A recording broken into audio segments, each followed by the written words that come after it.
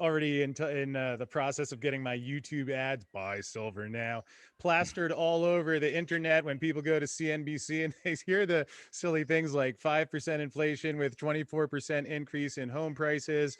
But Peter, perhaps the key question at the heart of all of it, I read an article where someone was saying something about $300 silver.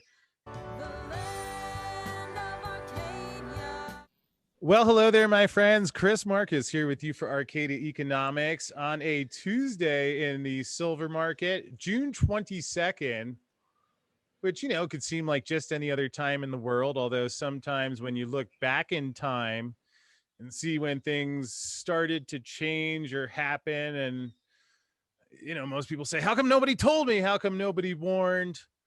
But that is why I'm quite fortunate to be joined by Peter Krauth of the Silver Stock Investor and Gwen Preston of Resource Maven and also partner in the Silver Stock Investor to talk about what's happening at silver at this particular moment in time. Because, if you're just looking at that COMEX price meander around, let's see, what do we got it at today?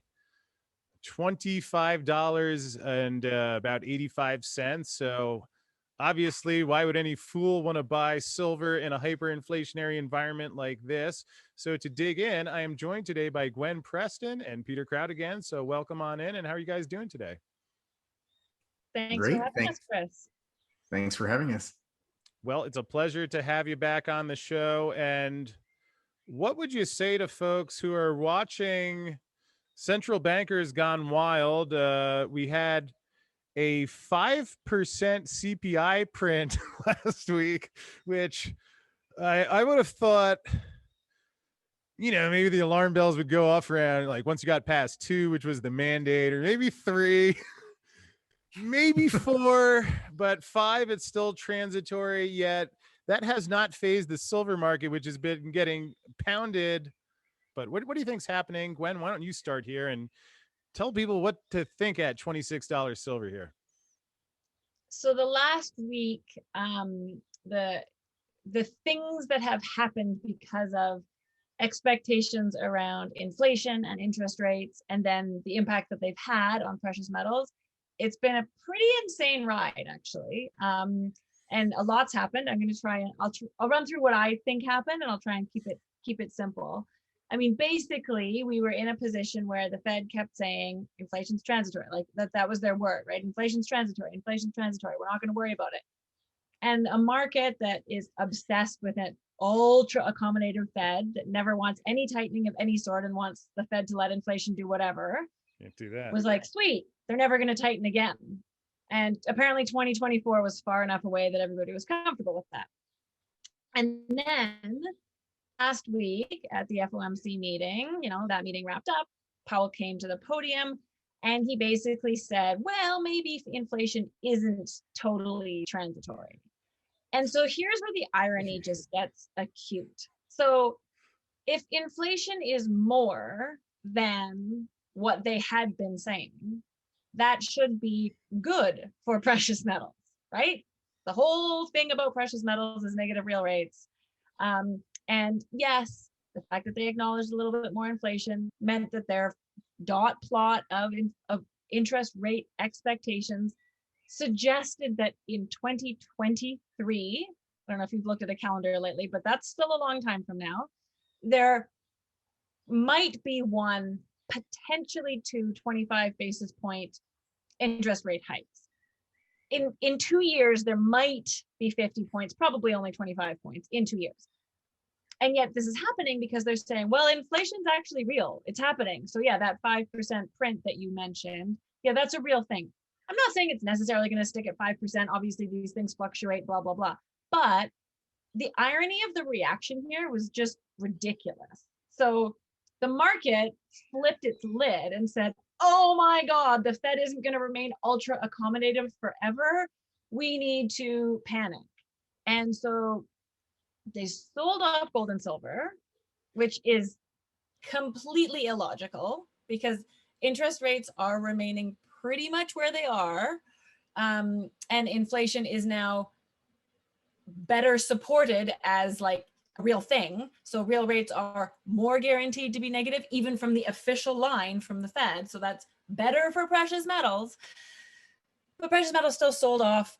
Oddly though, like the long-term bond yields, all like none of the reactions made any sense is really what happened. It was all very backwards. And this is all the tail wagging the dog result of this ridiculously accommodative Fed and zero interest rate policy, and the fact that everybody just wants us to stay there and then feels like they need to freak out if there's any suggestion that we might live in a different environment than rock bottom interest rates forever. If you take a step back, what I think is really interesting is inflation expectations plummeted after the Fed said that inflation was more permanent. And that happened because guess what? The tail keeps wagging the dog, like the dog's going in circles and it's wagging its own tail. And because there's this potential for the Fed to raise rates now, there's this thought that that's going to clamp down on growth and that the inflation isn't actually going to happen. So then inflation expectations plummeted. It was all very like knee-jerk reaction. None of it made much sense at all.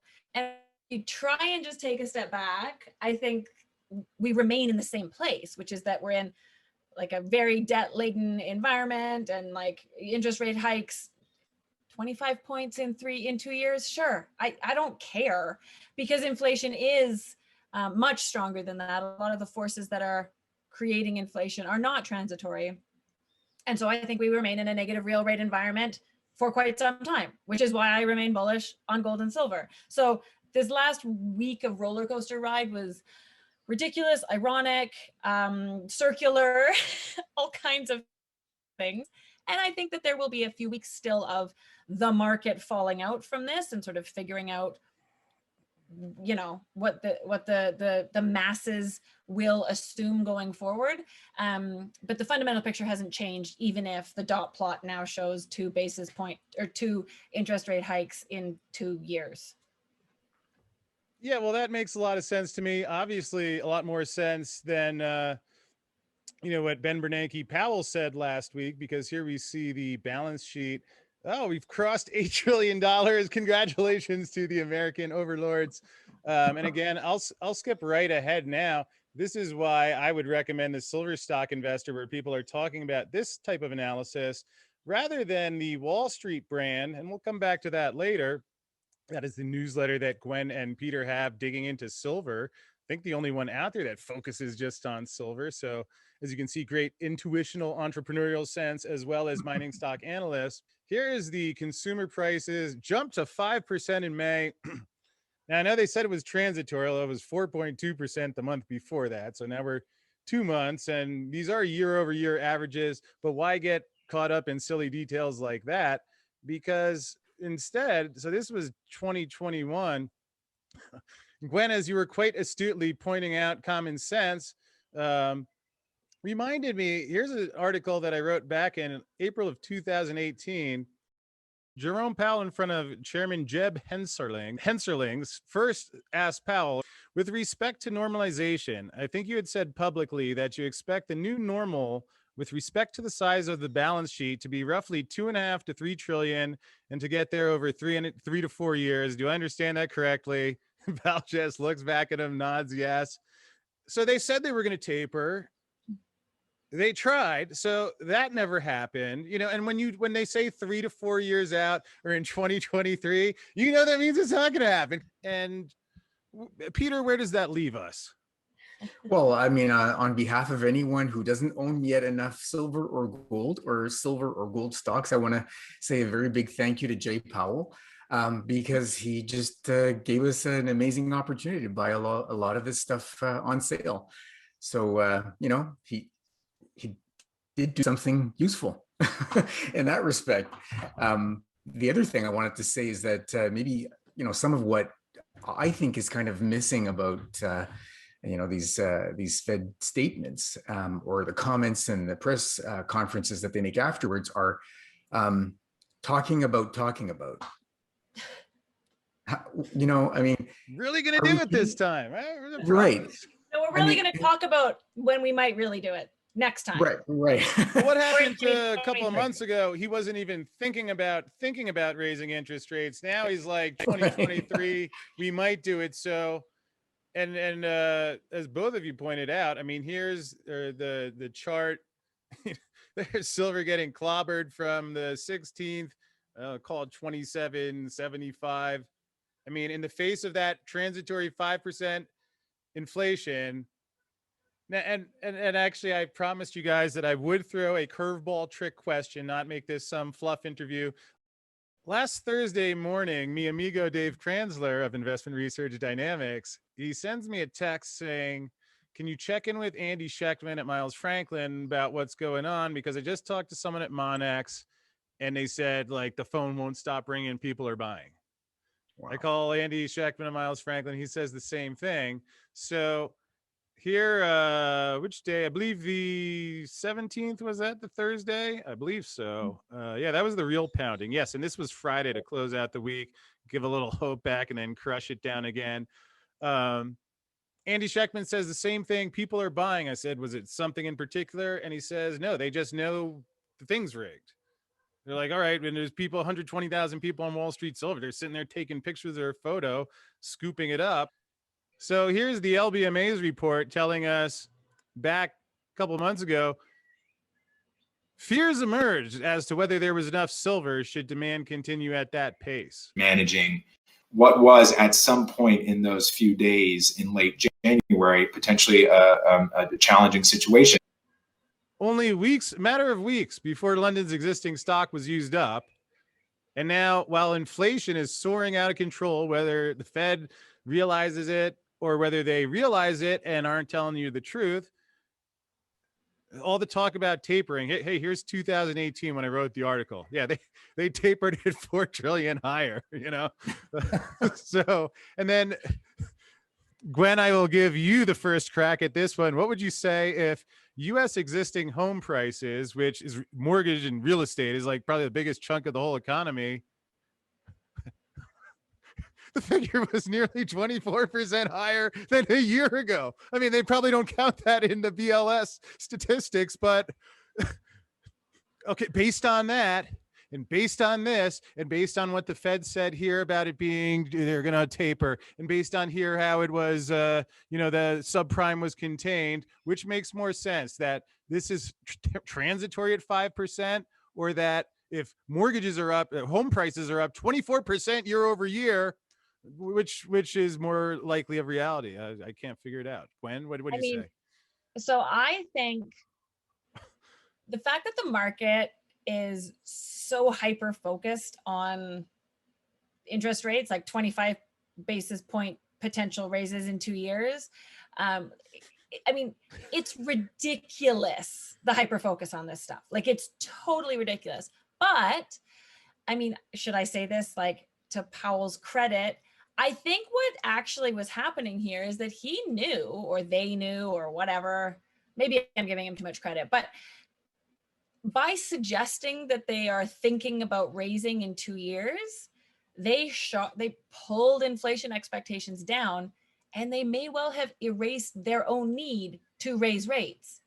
So it's not actually about what inflation is. It's about, like, what people are pricing in, and by pulling people's inflation expectations down, putting this potential tightening shadow over the market. Are they trying to cool down that 24% increase in home buying? Are they trying to, flatten the yield curve? What, like, right? The FOMC, the Fed they have their own ends that they're trying to achieve. Whether those ends make sense for the, economy or not is a different question, but they have their goals.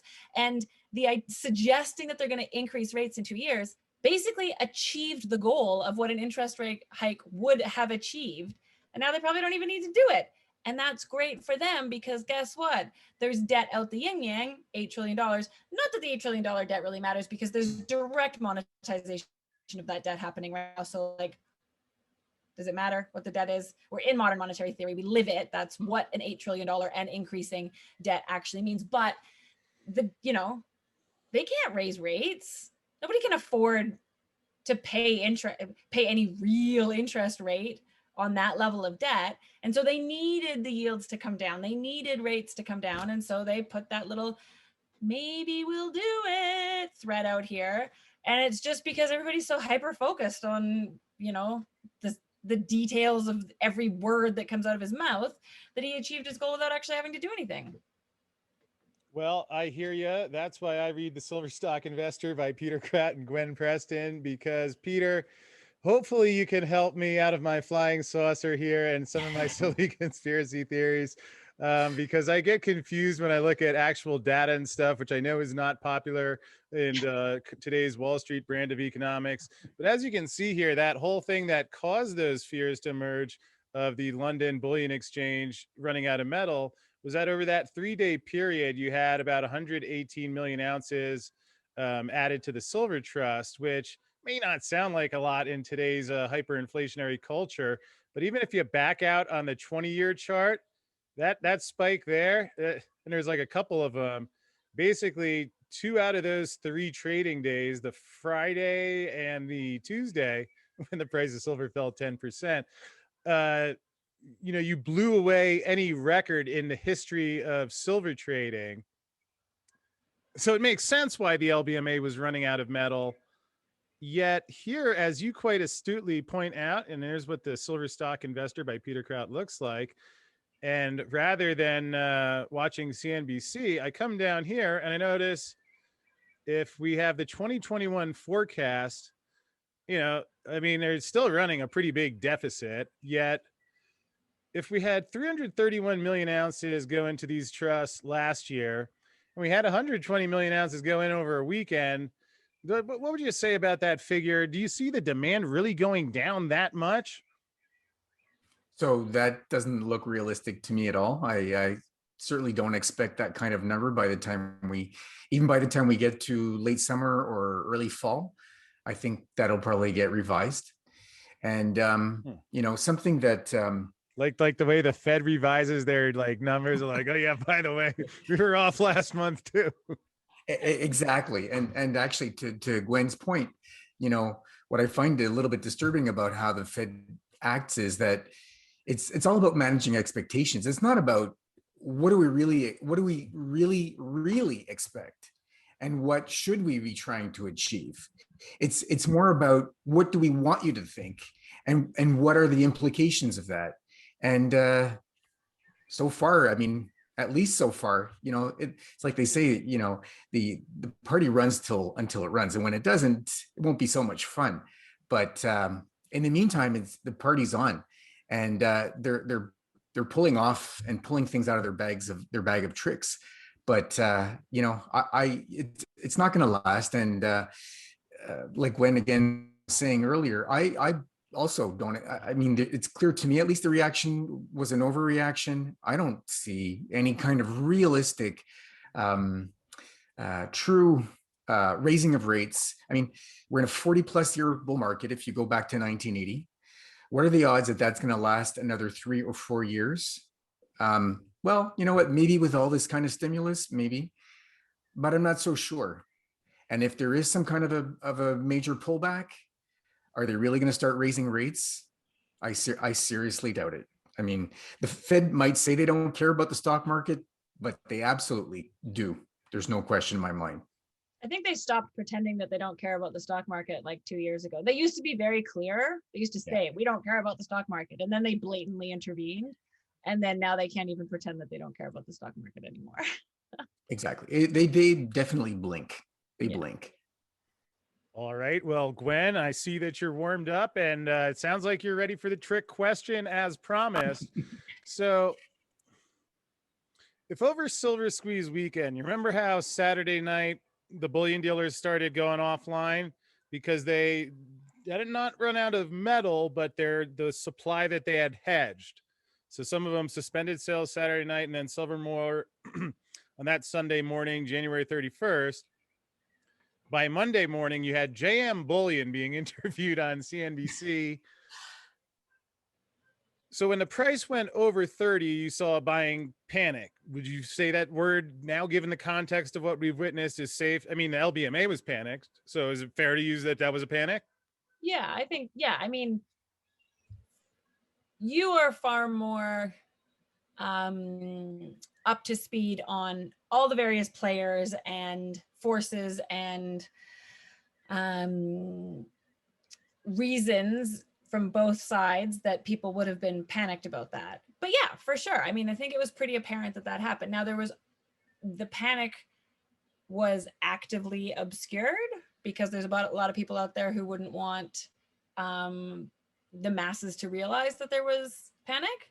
And that's been part of the story for a long time, right? Part of the silver story for a long time. Yeah. So there's a lot of conversation out there about what the paper market's supposed to do and who plays in the paper market and that it's hedged and that they're hedged both ways.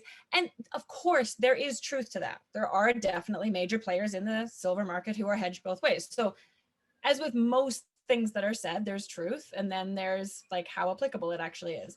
And so anyways, I think it takes a lot of digging to really understand how real that threat was and how much the panic was, and the forces that be, pushed back fairly quickly. And so I think the real level, like how close we were to the tipping point, didn't become super apparent, like didn't become broadly apparent. But to someone like you who watches the details, I think it was pretty obvious.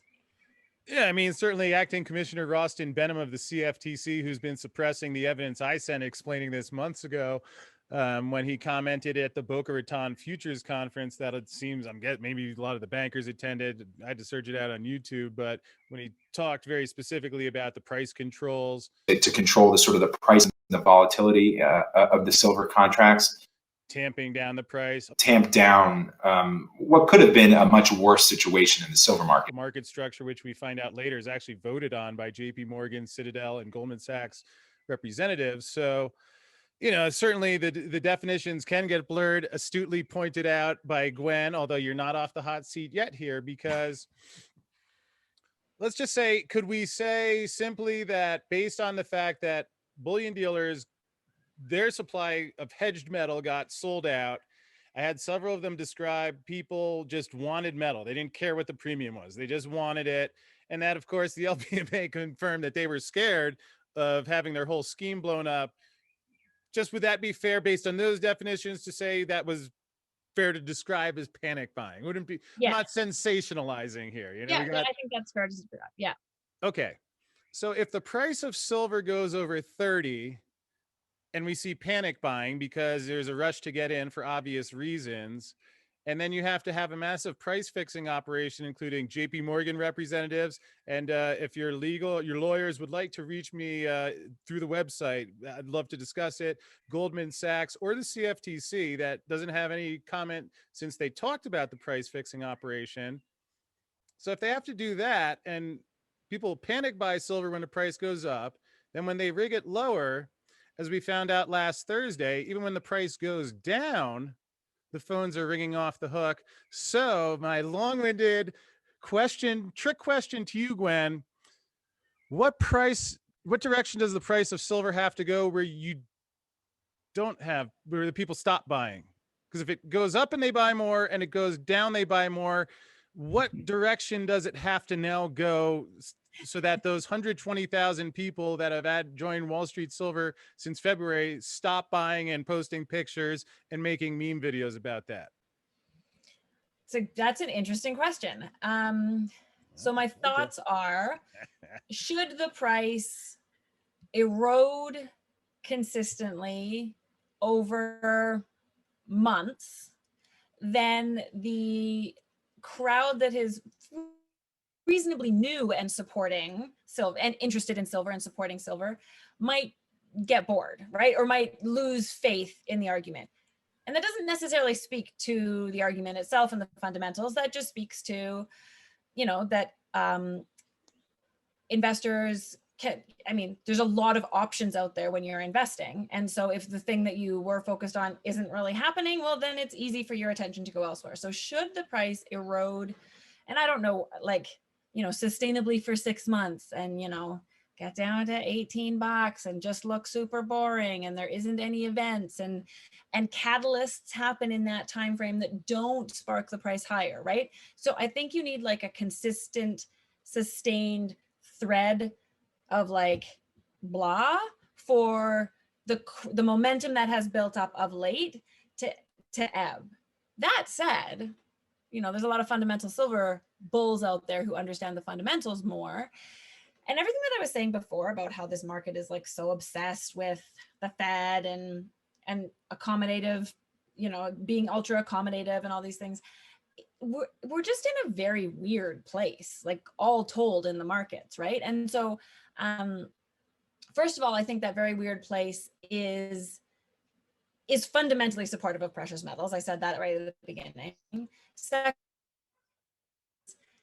is unlikely to cause a sustained erosion in the price of silver from a fundamental point of view, and because like things are just too erratic right now for anything to be sustained over, you know, a good period of time, for any price to, not for any price to trend in a particular direction, but you know what I mean? Like things are a bit too crazy. And so I don't think it's likely that we would get there. And I think it's far more likely that in this weird market that is fundamentally supportive of precious metals, I think it's much more likely that catalysts surprise to the upside, and you know, it builds the momentum instead of draining it. Yes, especially if I was already in the process of getting my YouTube ads, buy silver now, plastered all over the internet when people go to CNBC and they hear the silly things like 5% inflation with 24% increase in home prices. But Peter, perhaps the key question at the heart of all of it, I read an article where someone was saying something about $300 silver, and now, I did go to Wharton's business school where, you know, you get laughed at for saying silly things like that. Oh my God, Peter, is this your name? Are you talking $300 silver? I hear people who advocate Bitcoin, which is up 380x in the last 8 years, would find things like that quite silly, or maybe not the Bitcoin crowd, but anybody invested in the stock bubble or Tesla shares when they went up 20x since the swap line started. So Peter, What up with $300 silver? Is this? Come on, buddy. What do you got here? Got $300? Okay. Yeah, that might be low. What? All right, walk us through, please, sir. The first thing I want to ask is, you mentioned Wharton. You went to Wharton, right? I was young. I needed the money. Okay, and we all have a checkered past. At least I'm more transparent than the CFTC about it, right? I went to business school too, and we all have our excuses. So my first question is, did you ever hear the word silver or gold at Wharton? I did not. Okay, ditto. Same for me. Not a single word. It didn't exist. It has no value. It's not recognized, and so that makes it all the more interesting and more valuable. So now on to $300 silver. That's a number I got to in two ways. The first is I looked at what silver's done historically, and if I go back to the 70s when silver peaked in 1980, around $50, and you use standard inflation, you work your way back to about 120 equivalent today. I don't believe in standard inflation. I think it's a lot, going back, you know, these 30, 40 years, it's a lot closer to 7 or 8%. And if you put the $120 peak using 7 or 8% inflation, you're closer to about 200, and I think 240 to 360 range for silver. God. So that's one way I get to around 300. My second way is if I look at my, now I'm starting to think conservative target for gold at 5,000, because you've got guys like Scott Menard from Guggenheim saying, you know, I think 10 to 15 or even more. So let's stick with 5, starting to sound conservative these days. 5,000 gold at what I think is going to happen with the gold to silver ratio probably will perhaps drop to maybe a 15, that brings you to 333 silver.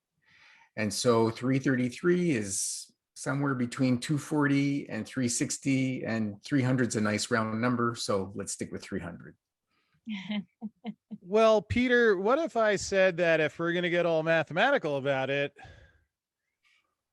and say conservative, because I'm really glad you mentioned this, because I've been thinking about, what is a price rather than like, oh, something, well, okay, let's, but Right. let's say we use the 15 or 16 to 1 and we backed out from gold, right? Right. I mean, this isn't like some, mystical quest we're going on here. Despite whether Ben Bernanke understands gold or not, the dollar was a measure of gold. Right. There was no dollar. We had gold first, and then the same government that we're supposed to trust now said, "All right, so you don't have to lug your nuggets around everywhere. Here's your little green piece of paper. This is going to represent the claim." And then we saw that, the Fed comes along, then a couple of years later, after they induce a credit bubble, somehow people have to sell these door stoppers to them, or else there's a great catastrophe while Hoover's having people burn a third of their crops while people are starving to death. So it's a little bit of a checkered history, yet still, we're just talking math. So it was $21 per ounce. So theoretically, however much gold is actually there and however many dollars, they said it was 21 bucks. So we haven't had an audit of Fort Knox, which certainly inspires confidence. And I hear Dr. Mark Skidmore, for a PhD economics professor at Michigan State University, has now calculated $145 trillion of missing money. Wow. And when he got up to 21 trillion, I contacted him. I'm like, how does that factor in with the money supply? This guy's like, he sounds like he's been reading accounting books for the last 50 years. I mean, he's not like, he couldn't even figure that out. So now for up to 145 trillion, and when can't get an audit of the gold, I think in Jim Riggard's book, he had some, within 40% backing, he was getting like 20,000. And then when I think he did the 100% backing, I mean, it was the tens of thousands. So, I mean, this isn't an incalculable number, even though the Fed hides their data and doesn't print the monetary statistics anymore, but there are people who've backed it out. Have you ever any idea? Have you ever gone through that, or any thoughts or guesses? Is that a reasonable way to say, like, if the dollar was supposed to be a measure of gold, is that a reasonable way to back out a silver price? I think so. I mean, we have decades, centuries even of history of the gold to silver ratio. And so we've seen what it's done when it's gone through bull markets. And I think it's as good a measure as any of where it can go. 300 sounds obviously crazy to some people. And I've said this before, if you had in 1970 or 1971, if you'd said to people that silver would reach $50 in 1980, I mean, you'd have been laughed out of a room, right? So why is 300 with much more money printed, much looser policies, much lower interest rates? Why is that ridiculous? I mean, it's probably conservative. I read a great headline ago. It was that it's not that interest rate, that inflation is transitory. It's the low gold price that's transitory. We can add silver in there. Everything you say there makes a lot of sense. And again, we'll see how these prices go. But Gwen, I'll let you take this one. Independent perspective, please. All I ever ask of my guests on the show is their honest opinion. So no right or wrong. Here's Bitcoin. Let's see. Do we got back in the 2013? I think if you go a little earlier, there you go. $105. Sure. And today it's 32,500. So am I correct when that would be a 320 bagger? Yes. Okay. So that's good math. Would you say there's at least some truth, or feels about right? I would say people who really study the Fed and are concerned about the inflation, these are the people who buy silver the most. Maybe some of them are buying Bitcoin too, but so if there's precedent that people will turn to silver, if that 5% slash 24% home price increase print isn't transitory, what would we, if we take silver's price today, $26 times 320, if it got the same return as Bitcoin got over the last 8 years? I mean, here's silver. It's a half of its 1980 high. I mean, it's selling off like people can't get rid of it. So what number do you come up with? 320 bagger if we get that on the silver price. Well, that calculates to $8,320 because I just did 26 times 320. I mean, an $8,000 silver price. I mean, it kind of harkens back to the question that you asked Peter too about like, what is the price of silver? Does it make sense to still try and justify the price of silver based in the value of a dollar, the money supply, and all of that? And I mean, I think you can sort of argue it both ways. We're in this crazy paradigm now. We are living modern monetary theory, even if it's poorly understood. But I mean, the Fed is there is direct monetization of debt. So that is modern monetary theory, right? Like, it doesn't matter. A dollar is an artificial construct. It just passes from one spreadsheet to another spreadsheet and exists. So if you sort of sit in bubble and think about that too much, then does it relate to gold? I don't know. Then you can get sort of lost in that bubble because modern monetary theory is that confusing and weird. But at the same time, this confusing, weird thing is happening in the real world.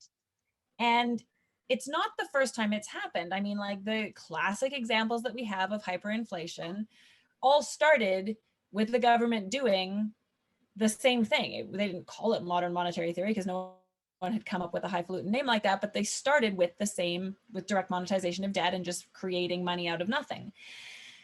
And what was the result? Well, you can't just keep creating money out of nothing, because then that piece of paper that you described as, supposedly representing particular value doesn't do that anymore.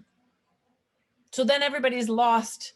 Then, this thing that we're all supposed to rely on is floating up in the ether, and, people need something to ground it. And so then when you take this crazy modern monetary theory and plonk it in the real world, then it does matter. Then the price of gold does relate to the dollar. The price of silver does relate to the dollar, because it has to. And that connection absolutely gets muddled, lost, obscured, forgotten for long periods of time. And I think for the last 10 years, you could say it's been pretty forgotten. When will it come to the fore again? Well, probably when inflation gets even more in your face. I think inflation's pretty in my face, because when I go to the grocery store, I'm pretty annoyed every time at the price that I'm paying for just a normal week of groceries. There's not a low inflation pandemic inside your supermarket, Gwen? No, it turns out it's not. That's not how it's. And thank Jerome Powell for that. So I think inflation has to be even more in our face for that to happen. And all of the games that Powell plays with inflation, and that all the crazy over-the-top reactions that happen with inflation expectations, with the suggestion of rate hikes, these things all drag out the timeline. But at some point, the inflation will make that dollar gold, that connection between dollars and precious metals, it has to come to the fore again, because it does exist, because we live in a real world. Yes, kind of as was well exemplified by The Big Short. And Gwen, I can't thank you enough for what you pointed out there, because like we began today's call with, for people who don't want to be clobbered after it happens, fortunately, you guys have laid it out clearly enough that even a congressman could understand it. And Peter, how about you tell folks a little bit more about the silver stock investor, and if they're finding a lot of the Wall Street mainstream propaganda to be completely fraudulent and designed intentionally to steal people's money, how we don't have to worry about that anymore, but there are solutions out there, so we can all just go enjoy life, live like free people. So can you tell us what we're getting here? Yeah, absolutely. So Silver Stock Investor is a letter that I write monthly. There's a bi-monthly issue. So every 2 weeks, there's an update. and it's all about everything relating to silver, the silver markets, silver news, and silver investments. And it's everything that I buy and sell with my own money in terms of silver investments. I cover the whole spectrum, everything from a few ETFs, so that people who are interested and want to kind of jump in, haven't done a whole lot of research, want to get their feet wet, they can just buy some of these ETFs that are sort of instant diversification. And then from there, I go through larger producers, some royalty companies, and then you've got your mid tiers, some developers, and then all the way to junior silver explorers. And so, yeah, I mean, it's balanced out. People have, it's for everyone from maybe newer investors to more experienced investors. And that's why you've got this whole range of different risk levels in terms of silver investments. And, people can build their own portfolio. And I even have gone through a couple of months back how I suggest how to build a more or less balanced silver portfolio based on different risk tolerances. And yeah, if they want to know more, they just need to go to silverstockinvestor.com and they can get a lot more information about the newsletter there. Well, I certainly appreciate that, because certainly in these hyperinflationary times, I mean, I was surprised that Jeff Curry's latest appearance on CNBC, he didn't notice how bizarre those Silver Institute numbers were, which you pointed out in your report, and I think is a lot more relevant rather than listening to anything that the Fed has to say. And by the way, Gwen, maybe you can take first crack at this one. Silverfest 2 is right around the corner. I love that October's right around the corner for you, but that's because It you're so is. excited about Silverfest. It is. And I'm really even excited, hoping that both of you will be able to join us in Mexico this Halloween season. Although whether it has to be remote or not, Peter, I'm hoping you will speak this year, and maybe perhaps you could think about what the price of silver should be. Maybe even have other people could submit. We could give away a silvery prize for someone who comes up with a good framework just for fun. I mean, hopefully the free market would value it. But Peter, would you be up for perhaps that could be a topic of research you could share with us? Yeah, I'd love to delve into that and see what what I come up with in terms of what silver should realistically be at this point. Sure, that sounds like a lot of fun. Yeah, and people could play along at home. Maybe we'll take some submissions in. And Gwen, hopefully you will be able to participate in some fashion because you share important stuff that, for whatever the way the world is set up, most people are going to be, some are going to be trying to find this out quickly. So anything else you'd like to add? And I just thank you for being here and all that you do and stand for. Oh, well, thanks for having us on. Always a pleasure to talk to you and to your dedicated crowd. I mean, we chatted for a while before recording this, and I'm blown away by your level of knowledge and research in the silver space. So thanks for what you do, because I learned a bunch just chatting with you. Well, I appreciate that. And it'll be fun seeing how these things unfold. I think we'll see silver moving soon, but we'll see how it goes.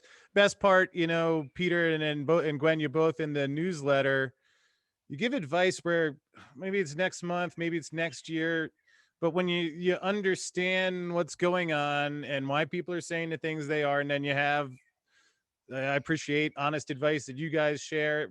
I don't know, you just sit there, leave it, stays longer, then doesn't matter, which I think is really the best part of it. So we'll look forward to catching up with you both again soon. And thanks for being here. Awesome. Thank you, Chris. Bye.